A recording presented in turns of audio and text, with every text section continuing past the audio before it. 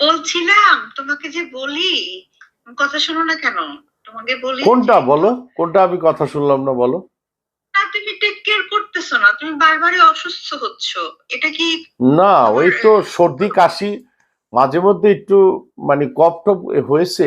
এখন এখন ঠিক আছে। আমি তো এই কক্সবাজার আসার পরে তুমি যেগুলি যেগুলি বললা যে কালকে আমি কি খাইছি, আমি তো তোমারে বলি।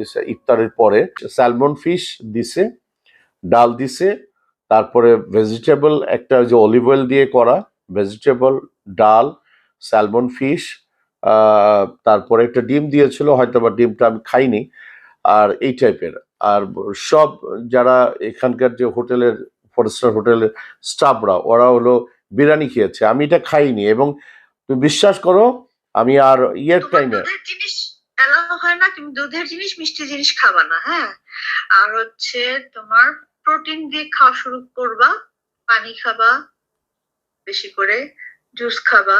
না, আমি তো এই যে এগুলো তোমাকে সেহরির সময় একটা, জিলাপি বা মিষ্টি শরবত এগুলো একদম অ্যাভয়েড না না করবা। না, আমি খাচ্ছি না। আমি খেও শোনো না। শোনো শোনো, আমি বলি তোমারে।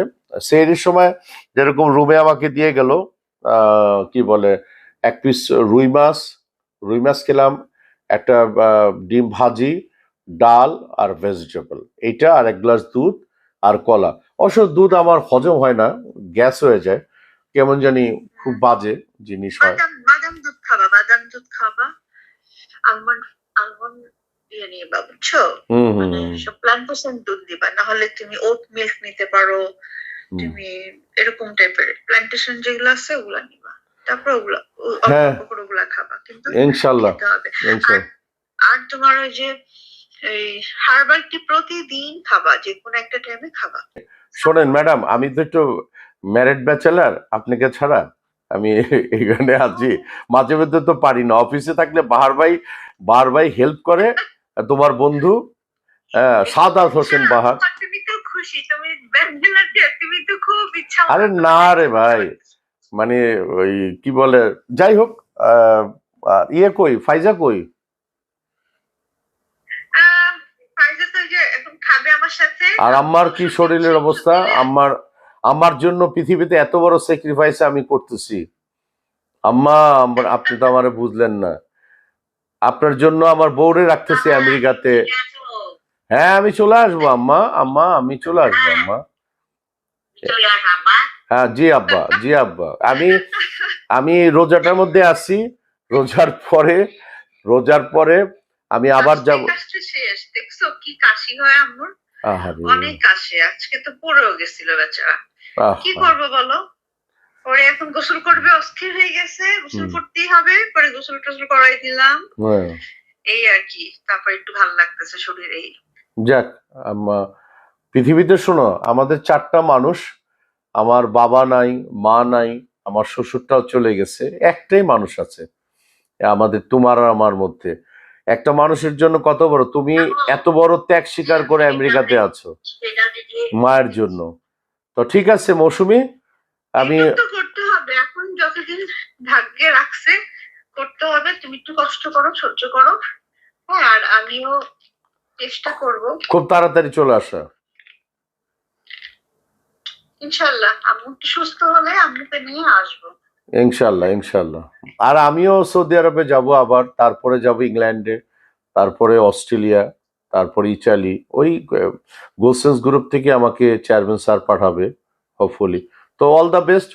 মানে নামাজের মধ্যে থাইকো, নামাজ পড়ো, আল্লাহ সুবহানাহু ওয়া তাআলা, আমি দোয়া করি পাঁচ আমার। ওয়াক্ত নামাজটা পড়তেই হবে। ঠিক আছে, ঠিক আছে, তুমিও ওকে, 5 ওয়াক্ত নামাজ পড়বা সবসময়। আর ইনশাল্লাহ। এ, কি বলে, শরীরের দিকে সবসময় খেয়াল রাখবা। ওকে ওকে ওকে, আসসালামু আলাইকুম। আসসালামু আলাইকুম। জি, সালাম। আচ্ছা, আসসালামু আলাইকুম, আসসালাম ওয়া রাহমাতুল্লাহি ওয়া বারাকাতুহু। হুম।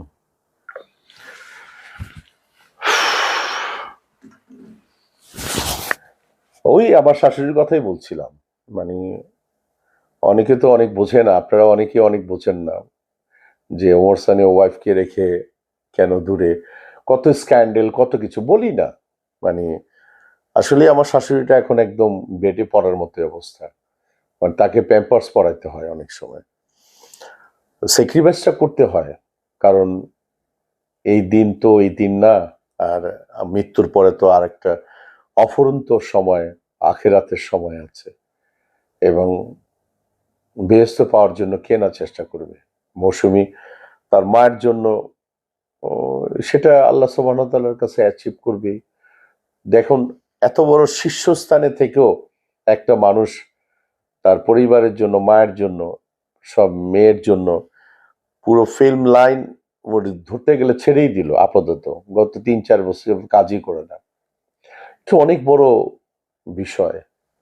কত স্ক্যান্ডাল হচ্ছে, এরে নিয়ে ওরে নিয়ে, মৌসুমী আসবে না, ওমর সানি অমুক হয়ে গেছে, তমক গেছে, ডিভোর্স হয়ে গেছে, কত মানে কথা বলে। আমার তো আবার মুখ ভালো না, রোজা রোজা না থাকলে একটা স্ল্যাং হয়তো বা করে ফেলতে পারতাম।